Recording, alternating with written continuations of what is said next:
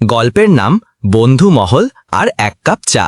চরিত্র পরিচিতি: রাহাত সার্কেলের আইডিয়া মাস্টার, নিশাত সবসময় খাবারের চিন্তায়, পলাশ প্রেম প্রেম ভাব কিন্তু প্রেম নাই, তন্ময় মেজাজ ঠান্ডা কিন্তু কথা মারাত্মক, শাকিল হাসির বোমা যে কোনো সময় ফাটে। গল্প শুরু। একদিন বিকেলে রাহাত হঠাৎ বলে উঠল, ভাই আজকে সন্ধ্যায় সবাই মিলে একটু গুলিস্তানে যাই, চায়ের সাথে জম্পেশ আড্ডা মারব, অনেক দিন ধরে বসা হয় না রে। সবাই যেন এই কথাটারই অপেক্ষায় ছিল। এক বাক্যে সবাই রাজি। পলাশ সন্ধ্যা 7টায় গুলিস্তানের মোড়ে দেখা। সবচেয়ে আগে হাজির নিশাত, দোকানে দাঁড়িয়ে অর্ডার দিচ্ছে, ভাই 1 কাপ না 4 কাপ চা আগে করো, আমরা খালি পেট গরম চা চাই। এই সময় পলাশ আসছে একেবারে স্লো মোশনে, চোখে সানগ্লাস, হাতে মোবাইল, যেন বলছে আমার লাইফে প্রেম আছে কিন্তু বলবো না।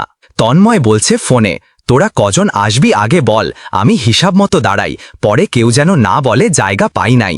সবচেয়ে শেষে আসে শাকিল, হাতে 5টা পানের প্যাকেট, আসতেই বলে, এই শোন আজকে একটা কাহিনী বলি, শুনলে পেট ধরে হাসবি। হা হা হা। চা আসে, আড্ডা জমে, তামাশার বন্যা। হঠাৎ নিশাত বলে, ভাই চা ভালো লাগছে না রে, মনে হচ্ছে প্রেমের মিসিং স্পাইস নাই। পলাশ এবার একদম সিরিয়াস, তোর প্রেম দরকার, চা না সা।